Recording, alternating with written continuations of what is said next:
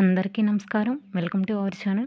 ఈరోజు వీడియోలో మహాశివరాత్రి రోజు మహాశివుడికి అత్యంత శక్తివంతమైన మారేడు దీపం ఎలా వెలిగించుకోవాలి, అసలు ఎప్పుడు వెలిగించాలనే విషయాలు తెలపబోతున్నాను.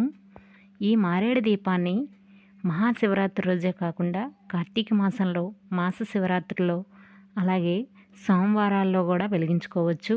మహాశివుడికి మారేడు దళాలు అంటే బిలవపత్రాలు అంటే మహాప్రీతికరం.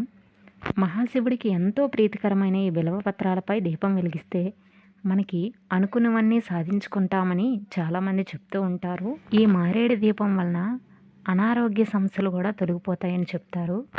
మహాశివుడికి కొన్ని ప్రీతికరమైనవి ఉంటాయి. అందులో మారేడు దళాలు కూడా ఒకటి. మారేడు దళాలతో 108 సార్లు అభిషేకం చేసిన లేదా పూజ చేసిన శివయ్య అనుగ్రహం మనకు ఖచ్చితంగా కలుగుతుంది. మహాశివుడు, మహాదేవుడు, మహేశ్వరుడు, పార్వతీనాథుడు, గంగానాథుడు, చంద్రశేఖరుడు, బాలశంకరుడు ఇలా ఏ నామాలతో స్మరించినా ఆ మహాశివుడిని స్మరించినట్లే. ప్రత్యేకించి పీఠం వేసైనా ఈ మారేడు దళం వెలిగించుకోవచ్చు, లేదంటే పూజలో అంటే నిత్య పూజలో అయినా వెలిగించుకోవచ్చు. నేనైతే ప్రత్యేకించి పీఠం వేసి ఎలా వెలిగించాలో చూపిస్తున్నాను. ముందుగా ఓ పీఠం పెట్టి దానిపై వైట్ టవల్ లేదా క్లాత్ వేసి ప్రత్యేకించి పీఠం వేసి పూజ చేసుకునేటప్పుడు ఫోటో పెట్టే కింద పిడికిడి బియ్యం వేసి పసుపు, కుంకుమ, గంధము, అక్షంతలు వేసి ఫోటో పెట్టుకోవాలి. అలాగే మారేడు దళాలు మంచిగా తీసుకోవాలి. అంటే మచ్చలు లేకుండా, చిరుగులు లేకుండా. అలాగే 3 దళాలతో కలిపి ఉన్న ఒక దళాన్ని తీసుకోవాలి. విడిగా ఉన్న దళాలు తీసుకోకూడదు. ఆ మారేడు దళానికి చక్కగా గంధము, కుంకుమ బొట్లు అలంకరించి దానిపై ఓ ప్రమిద పెట్టుకోవాలి. అలాగే మారేడు దీపాన్ని ఉదయం నిత్య పూజలో అయినా వెలిగించుకోవచ్చు, సాయంత్రం నిత్య దీపారాధనలో అయినా వెలిగించుకోవచ్చు. ఆ శివుడికి కాసన్ని నీళ్లు పోసి అభిషేకం చేసిన బోలెడన్ని వరాలు ఇచ్చేస్తూ ఉంటాడు బాలశంకరుడు. అలాగే ఈ మారేడు దీపాన్ని మనం వెలిగించినా కూడా మనకి చాలా విముక్తి కలుగుతుందట. ఇలా ఏకహారతితో కానీ అగరబత్తితో కానీ దీపాన్ని వెలిగించుకోవాలి. అలాగే ఈ మారేడు దీపం వెలిగించిన రోజు ఫలానా నైవేద్యం పెట్టాలని ఏం లేదు. మీరు ఏం నైవేద్యం పెట్టగలిగితే అది పెట్టచ్చు. పాలతో తయారు చేసిన నైవేద్యాన్నైనా పెట్టచ్చు, లేదంటే పండో ఫలమైనా పెట్టచ్చు. అలాగే ముందుగా ఏ పూజ చేసినా కూడా మహాగణపతికి పూజ చేసుకుంటాం కదా, అలాగే ఈ పూజలో కూడా ముందుగా మహాగణపతి పూజ చేసుకొని దీపం, ధూపం, నైవేద్యం సమర్పించాలి.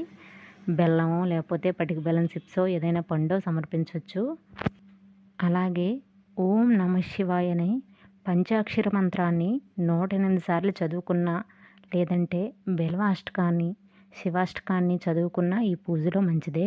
మారేడు దళాల్ని కాలుతో తన్నకూడదట, ఆయుస్ తగ్గుతుందని చెప్తారు. అలాగే మారేడు దళాలని ఆకులు అనకూడదట, మారేడు దళాలు లేదా బిలవపత్రాలు అంటారు. అలాగే శ్వేత అక్షతలతో కూడా ఈ మారేడు దళం దీపం వెలిగించే రోజు పూజ చేసుకోవచ్చు. మహాశివరాత్రి రోజు కూడా ఈ శ్వేత అక్షతలతో పూజ చేసుకోవచ్చు. కార్తీక మాసంలో కూడా, సోమవారాల్లో కూడా, మాస శివరాత్రిలో కూడా ఈ శ్వేత అక్షతలతో పూజ చేసుకోవచ్చు. ఈ శ్వేత అక్షతలు ఎలా కలుపుకోవాలో ఈ ఛానల్లో ఆల్రెడీ వీడియో ఉందండి, కావాలంటే ఇంట్రెస్ట్ ఉంటే చెక్ చేయొచ్చు. ఒక్క మారేడు దళంపై దీపం వెలిగించిన పూజకు ఉన్న ఇంకా 108 సార్లు ఈ మారేడు దళాలతో పూజ కానీ అభిషేకం కానీ చేసుకోవచ్చు. ఆ మహాశివుడికి కొన్ని ప్రీతికరమైన ఉంటాయి. అందులో పారిజాతాల పువ్వులు, శంకు పువ్వులు, తెల్ల జిల్లేడు పువ్వులు, మారేడు దళాలు, శ్వేత అక్షతలు ఇలా వాటితో మనం పూజ చేసుకుంటే మనకు ఖచ్చితంగా అనుగ్రహం కలిగి మోక్షం సిద్ధిస్తుందని, అష్టైశ్వర్యాలు కలుగుతాయని చెప్తూ ఉంటారు. బిల్వపత్రాలు ఎక్కువ ఉంటే బిల్వాష్టకం చదువుకొని, అలాగే శివాష్టకం చదువుకొని ఈ పత్రాలతో మనం 108 సార్లు పూజ చేసుకుంటే చాలా మంచిది. అలాగే మహాశివరాత్రి రోజు పూజ ఎలా చేసుకోవాలి అనేది మన ఛానల్లో వీడియో ఉందండి, ఇంట్రెస్ట్ ఉంటే చెక్ చేయొచ్చు. మహాశివుడికి మారేడు దళాలతో పూజ చేస్తే జ్ఞానం కూడా సిద్ధిస్తుందని చెప్తూ ఉంటారు. ఈ సంవత్సరం మహాశివరాత్రి మార్చి 8 శుక్రవారం ఉదయం 8 గంటలకి స్టార్ట్ అయ్యి మార్చి 9 ఉదయం 9 గంటల వరకు ఉంటుంది. సూర్యోదయానికి తిథి ఎప్పుడైతే ఉంటుందో ఆ రోజు మనం ఏ పండగనైనా పండగగా జరుపుకుంటాము. కానీ మహాశివరాత్రి మాత్రం సూర్యోదయం తిథి కాదండి.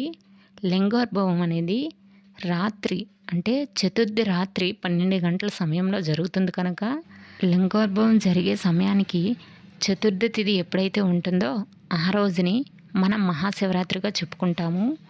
మాఘమాసంలో శుక్లపక్షంలో కాకుండా కృష్ణపక్షంలో వచ్చే చతుర్థి రోజు మహాశివరాత్రిని జరుపుకుంటాము. చివరగా పూజ అంతా అయ్యాక మన దగ్గర ఏ నైవేద్యం ఉంటే అది సమర్పించి కర్పూర నీరాజనం, దీపం, ధూపం అన్నీ కూడా శివుడికి సమర్పించాలి. మహాశివుడికి భక్తితో పూజ చేసుకుంటే బోలెడన్ని వరాలు ఇచ్చేస్తారు అంటారు. అందువలన ఎంత ఆడంబరంగా చేశామని కాకుండా ఎంత భక్తి శ్రద్ధలతో చేశామన్నదే ముఖ్యం. ఓకే అండి, తెలుసుకున్నారు కదా మారేడుదల దీపం ఎప్పుడు వెలిగించుకోవాలి, ఎలా వెలిగించుకోవాలి అనే విషయాలను. అలాగే ఈ వీడియో కనుక మీకు నచ్చినట్లయితే లైక్ చేసి మీ బంధువులకి స్నేహితులకి షేర్ చేసి మరిన్ని వీడియోల కోసం మన ఛానల్ సబ్స్క్రైబ్ చేసుకోండి. Thank you for watching.